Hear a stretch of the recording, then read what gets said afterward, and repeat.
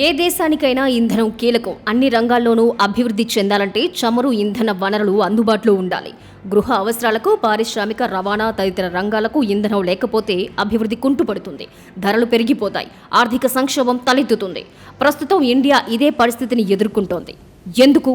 ఎవరి వల్ల? కారణాలు ఏంటి?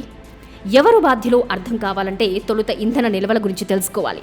సాధారణంగా ఇంధన సమస్య రోజు ఎదురు కాదు. అంతర్జాతీయ విపణిని బట్టి ధరలు, లభ్యత ఆధారపడి ఉంటాయి. కానీ ప్రస్తుత పరిస్థితి వేరు.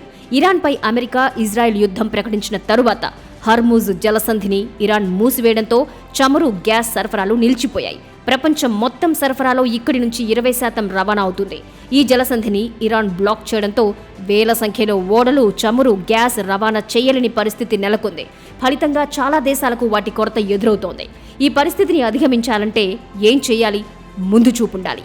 ఉద్రిక్తతల నేపథ్యంలో మరీ ముఖ్యంగా ట్రంప్ అధికారంలోకి వచ్చినప్పటి నుంచి నెలకొన్న యుద్ధ వాతావరణ నేపథ్యంలో ముందుగానే కళ్లు తెరిచి ఆయిల్, వంట గ్యాస్ నిల్వలు పెంచుకోవాలి.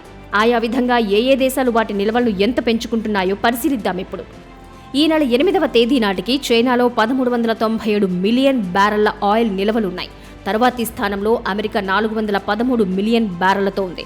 జపాన్ చిన్న దేశమైనప్పటికీ 263 మిలియన్ బ్యారెల్స్, ఐరోపా దేశాలు 179 మిలియన్ బ్యారెల్స్ కలిగి ఉన్నాయి.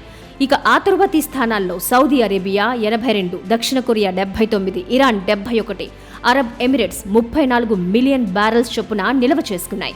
చమురు ఉత్పత్తి చేసే దేశాలు అయినప్పటికీ గల్ఫ్ కంట్రీస్ ఇంధనాన్ని ముందు జాగ్రత్తగా నిల్వ చేసుకున్నాయి. మరి మన దేశం? వింటే ఆశ్చర్యపోతారు. కేవలం 21 మిలియన్ బ్యారెళ్లు మాత్రమే. ఎందుకిలా? ముందు చూపు కొరవడ్డమే కదా? కాదంటారా? చెప్పండి. అమెరికా కన్నా 3 చైనా నిల్వ చేసుకుంటే మనం అందులో లెక్కలోకి కూడా రానంత తక్కువ స్టోర్ చేసుకున్నాం. చైనా రోజుకి గరిష్టంగా 1.1 మిలియన్ బ్యారెళ్లను నిల్వ చేసుకుంది. మనం మొత్తం నిల్వ సామర్థ్యాన్ని ఆ దేశం 20 రోజుల్లో చేసుకుంది. మనం విఫలం కావడానికి ఎవరు బాధ్యులు? ఎవరిని నిందించాలి? ప్రజలనేనా? మీరే చెప్పండి మరి.